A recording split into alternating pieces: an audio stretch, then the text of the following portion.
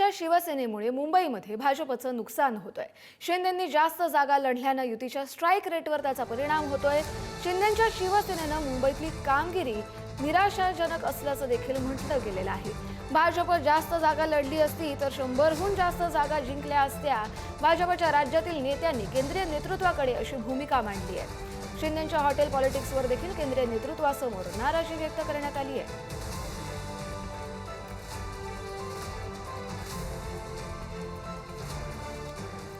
तर सुशांत सावंत आपले प्रतिनिधी आपल्याला या संदर्भातील अधिकची माहिती देतील। सुशांत, शिंदेंच्या शिवसेनेमुळे मुंबईमध्ये भाजपचं कितपत नुकसान झाले असं भाजप नेत्यांचं म्हणणं आहे?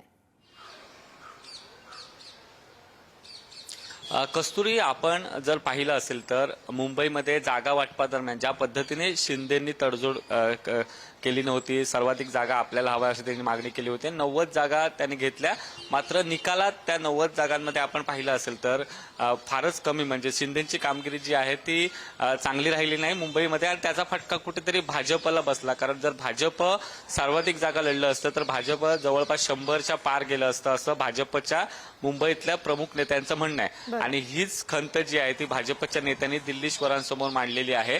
आणि आपण बघितलं असेल तर एकनाथ शिंदे सध्या ज्या पद्धतीने हॉटेल पॉलिटिक्स करत आहेत, महापौर पद 2.5 वर्षासाठी आपल्याला द्यावं अशी मागणी त्यांचे नेते करत आहेत, यावर देखील कुठेतरी भाजपचं नेतृत्व जे आहे ते नाराज आहे। आणि त्यांनी ही नाराजी थेट दिल्लीतील प्रमुख नेत्यांकडे बोलून दाखवली। त्यामुळे ज्या मुंबईमध्ये भाजपच्या जागा कमी झालेल्या आहेत, म्हणजे भाजप 100 पार करू शकलं असतं, त्या जागा करू शकलं नाही, त्याचं एकमेव कारण हेच आहे की शिंदेना ज्या जास्त जागा सोडल्या त्याचा फटका कुठेतरी भाजपला बसताना बघायला मिळाला।